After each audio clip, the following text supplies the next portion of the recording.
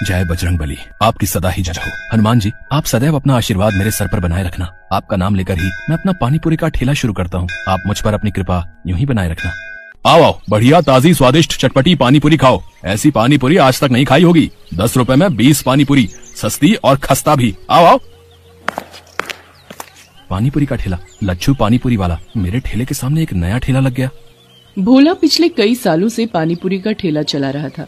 वो हनुमान जी का परम भक्त था और रोजाना हनुमान मंदिर में दर्शन करते हुए वो अपना ठेला लेकर काम पर जाता था। भोला ने अपने ठेले पर भी हनुमान जी की एक फोटो लगा रखी थी, जिस पर वो रोजाना पानीपुरी शुरू करने से पहले हनुमान जी को पानीपुरी का भोग लगाता था। भोला को ऐसा करते देख सामने नया ठेला लगाने वाला लच्छू जोर जोर से हंसने लगता है। ऐसा तो भाई पहली बार देखा है? हनुमान जी पानीपुरी खाते हैं? कैसे बेवकूफ लोग हैं जो भगवान को पानीपुरी खिलाते हैं। देखो भैया, तुम यहाँ नए आए हो इसीलिए अपनी हद में रहो। मेरा मजाक उड़ाने की कोई जरूरत नहीं है। अपने काम से काम रखो। मैं तुम्हें कुछ नहीं कह रहा। इसका मतलब ये नहीं कि तुम मुझे कुछ भी बोलते जाओगे। ऐसा है, अब यहाँ मैं आ गया हूँ। अब मेरा पानीपुरी का ठेला ज्यादा चलने वाला है। तुझे तो मैं कुछ ही दिन में यहाँ से तेरे हनुमान जी के साथ गायब कर दूंगा, समझा? लच्छू बदमाश टाइप का आदमी था। उसके कई बदमाश दोस्त थे जो खाली समय में उसके ठेले पर आकर मौज मस्ती करते थे। लच्छू जो पानीपुरी बनाता था उसका तरीका बहुत ही गंदा था। ये बात किसी को भी पता नहीं थी। ये काम वो चोरी छुपे करता था। भोला अपनी पत्नी ममता को इस बारे में बताता रहता था। ममता, तुम नहीं जानती हो, वो नया पानीपुरी वाला लच्छू बहुत ही गंदा इंसान है। वो ग्राहकों को गंदे पानी और पुराने मसालों से बनी पानीपुरी खिलाता है। ये बात कोई ग्राहक नहीं समझता। सबको बस सस्ता दिखता है। इसी वजह से मेरे ठेले पर ग्राहकों का आना बहुत कम हो गया है। सब लच्छू के ठेले पर ही जाते हैं। सुनो जी, बेईमानी की नींव पर खड़ी इमारत की दीवारें बहुत कच्ची होती हैं। देखना, ये लच्छू ज्यादा दिन टिक नहीं पाएगा। और आप तो अपने हनुमान जी पर विश्वास रखते हो ना, तो अपनी सारी चिंता छोड़ दो। भोला हनुमान जी का ध्यान करके सो जाता है। अगले दिन भोला जब अपना ठेला लेकर बाजार पहुंचता है तो उसके ठेले पर कुछ बदमाश आ जाते हैं। ओए, पानीपुरी खिला तो जरा, देखें तेरी पानीपुरी में कितना स्वाद है। जी अभी खिलाता हूँ, ये लीजिए। कल्लू भाई, पानीपुरी में ज्यादा स्वाद नहीं है। थोड़ा तीखा और मिला बे। मेरा दोस्त कई दिनों बाद आया है, इसे जी भर के पानीपुरी खिला। तभी 2 आदमी और आ जाते हैं और वो भी उन्हीं दोनों बदमाशों के दोस्त होते हैं। वो भी साथ में पानीपुरी खाने लगते हैं। उनमें से 2 लोग भोला के सिर पर मार मार कर बात कर रहे थे। भोला को ये सब पसंद नहीं आ रहा था। अरे आप लोग ये कैसी हरकत कर रहे हैं? खिला तो रहा हूँ, इंसान हूँ, कोई मशीन नहीं। खिलाने में समय तो लगता ही है। अब आप 4, मैं 1 खिलाने वाला। चलो भाई चलते हैं, बस कर बे। अरे अरे, कहाँ जा रहे हो? मेरे पैसे तो दे जाओ। कौन से पैसे? अरे तुम लोगों ने जो पानीपुरी खाई है, मैं उसके पैसे मांग रहा हूँ। हमसे पैसे मांगेगा? जा नहीं देते। बोल क्या कर लेगा? ये क्या बदतमीजी है? तुम तो गुंडागर्दी कर रहे हो। मेरी मेहनत की कमाई है, वो तो तुम्हें देनी ही पड़ेगी। साले, हमसे पैसे मांगता है, अभी तुझे बताते हैं। चारों बदमाश भोला को बुरी तरह पीटने लगते हैं और उसका पानीपुरी का ठेला पूरा तोड़ देते हैं।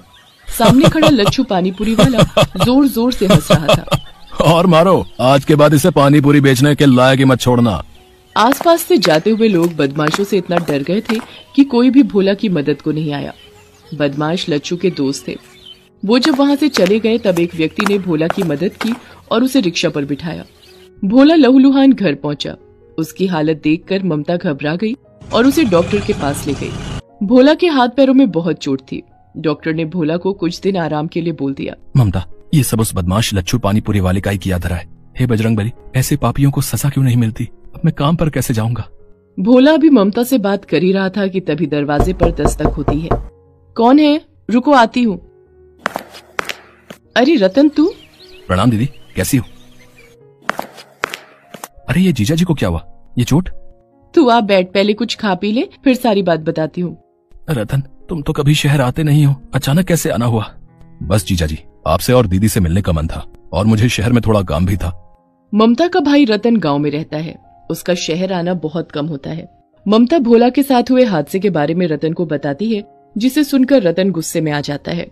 दीदी, तुम चिंता मत करो, अब मैं आ गया हूँ। मेरे रहते जीजा जी का काम कोई बंद नहीं कर सकता। कल से मैं पानीपुरी का ठेला लगाऊंगा। देखता हूँ किसमें हिम्मत है जो मुझे वहाँ से हटा दे। रतन की बात सुनकर ममता और भोला पहले तो थोड़ा घबरा जाते हैं, पर रतन उन्हें समझा देता है। अगले दिन रतन पानीपुरी का ठेला लेकर बाजार पहुंचता है। लच्छू पानीपुरी वाला भोला की जगह रतन को ठेला लगाते देख हैरान रह जाता है। ओह, तुम कौन हो भाई, जिसमें इतनी हिम्मत आ गई जो मेरे सामने पानीपुरी का ठेला लगा लिया? मेरा नाम रतन है और भोला मेरे जीजा जी हैं। अब से मैं उनकी जगह यहाँ पानीपुरी का ठेला लगाऊंगा। भोला के तो हाथ पैर तुड़वाकर मैंने यहाँ से हटवा दिया, अब तेरा भी यही हाल करवाऊं क्या? है हिम्मत तो मेरे ठेले को हाथ लगा कर दिखा। अभी अपने दोस्तों को फोन करता हूँ। हाँ। रतन ग्राहकों को पानी पूरी खिलाने लगता है। इतनी देर में लच्छू उन्हीं बदमाशों को बुला लेता है। ये रहा भोला का साला रतन, इसे भी इतना मारो कि ये भी खटिया पकड़ ले। अरे मेरे हाथ को क्या हुआ? मेरा हाथ एक जगह पर रुक क्यों गया है? मैं इसे मार क्यों नहीं पा रहा? मेरे साथ भी यही हो रहा है, मेरे भी दोनों पैर जमीन से चिपक गए हैं, मैं तो हिल भी नहीं पा रहा। मेरे जीजा जी को तुम लोगों ने मारा था, अब मेरा ठेला तोड़ने आए हो, अभी तुम्हें सबक सिखाता हूँ, ये लो। रतन उन बदमाशों को ऊपर नीचे घुमाता जाता है। वो उन्हें कभी आसमान में उड़ा देता है, कभी जमीन पर पटक देता है। रतन वास्तव में कोई और नहीं बल्कि हनुमान जी थे, जो भोला की सहायता के लिए धरती पर आए थे। वो तो बदमाशों को सबक सिखाना चाहते थे ताकि वो दोबारा कभी भोला को परेशान न कर सके, और ऐसा ही हुआ। बदमाश डर कर वहाँ से भाग गए। रतन गुस्से में लच्छू के ठेले पर जाता है। उसे देखकर लच्छू घबरा जाता है और माफी मांगता है। मुझे माफ कर दो रतन, मुझसे गलती हो गई, मैं आज के बाद कभी भी भोला को परेशान नहीं करूंगा। मेरा ठेला मत तोड़ना, मेरे घर में मेरी बीवी और बच्चे हैं, मैं इसी रोजगार के सहारे अपना घर चलाता हूँ। घबराओ नहीं, मैं तुम्हारे साथ ऐसा सलूक नहीं करूंगा जैसा तुमने किया। मैं तो बस तुम्हें समझाने आया हूँ। हमेशा याद रखना, दूसरों से ईर्ष्या करके कुछ नहीं मिलता, अपना ही नुकसान होता है। इसलिए अपने काम में मन लगाओ, दूसरों को मत देखो, वरना पापियों को दंड देते भगवान को देर नहीं लगती। उस दिन के बाद लच्छू ने अपने काम में ध्यान लगाना शुरू कर दिया। रतन लच्छू के सामने ही ठेले पर पानी पूरी बेचता था। रतन की पानी पूरी लोगों को इतनी स्वादिष्ट लगती थी कि लोगों की भीड़ बढ़ती चली गई। रतन कुछ महीनों तक वहीं रुका। रतन ने काफी पैसे जोड़ लिए थे। वो पैसे उसने भोला के हाथ में दिए। जीजा जी, ये पानी पूरी की कमाई के रुपए हैं। अब आप इन रुपयों से अपनी एक दुकान और मकान खरीद सकते हो। मैं कल सुबह ही गाँव वापस चला जाऊंगा। आपकी तबीयत में भी अब सुधार है और मेरा काम भी यहाँ पूरा हो चुका है। रतन, तुमने सचमुच मेरी बहुत मदद की है, मानो हनुमान जी ने तुम्हें मेरी सहायता के लिए भेज दिया हो। भोला की बातों को सुनकर रतन मुस्कुरा देता है। इतनी देर में ममता को एक फोन आता है। हेलो दीदी, कैसी हो? पता चला जीजा जी का एक्सीडेंट हो गया था। मैं कल सुबह माँ के साथ उन्हें देखने आ रहा हूँ। ठीक है, मैंने सोचा मैं तुम्हें बता दूं। अगर फोन पर रतन है तो सुनो जी, ये कौन है? ममता को घबराता देख हनुमान जी अपने असली रूप में आ जाते हैं। उन्हें सामने खड़ा देख भोला और ममता दोनों की आंखों में आंसू आ जाते हैं। प्रभु, आप मेरी मदद को आए, आपकी महिमा अपरंपार है प्रभु। भोला, तुम्हें तो पता ही है, जब भी कोई भक्त सच्चे हृदय से मेरी पूजा और उपासना करता है, मैं उसकी मदद के लिए अवश्य आता हूँ। तुम मेरे सच्चे भक्त हो, हमेशा ऐसे ही ईमानदारी और मेहनत से काम करते रहना। मेरा आशीर्वाद सदैव तुम्हारे साथ है। इतना कहकर हनुमान जी अंदर ध्यान हो गए। भोला ने उन रुपयों से एक दुकान और एक मकान खरीद लिया और अपनी पत्नी ममता के साथ खुशी खुशी जीवन बिताने लगा।